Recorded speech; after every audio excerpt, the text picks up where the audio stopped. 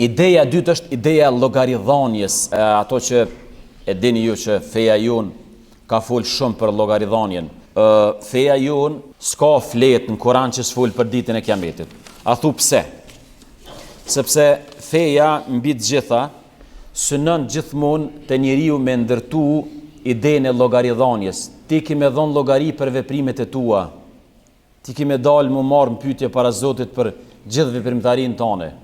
Tash, imagjinoni nëse na ton jetojna me qitë ndjenjen që na kena me dhon llogari për veprimet tona. Ajo merr mendje që kjo bindje shton korrekcinë tonë, shton kujdesin tonë.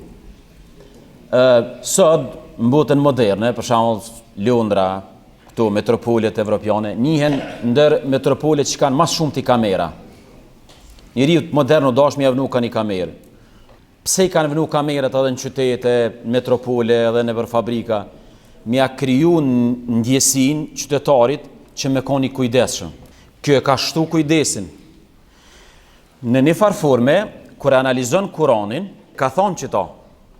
Zoti na ka informu që njeriu 24 orë shënohen veprat e tij.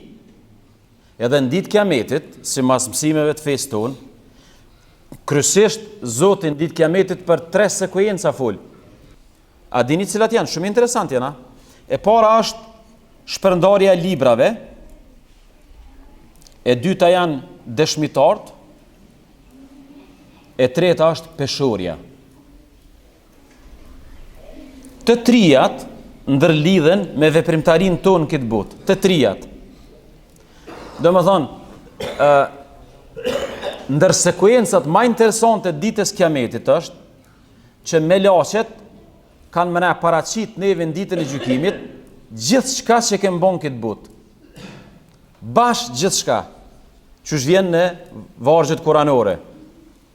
Domethënë, tek ai ka melaqe të cilat e evidentojnë dhe regjistrojnë gjithçka që ka bon njeriu në këtë botë.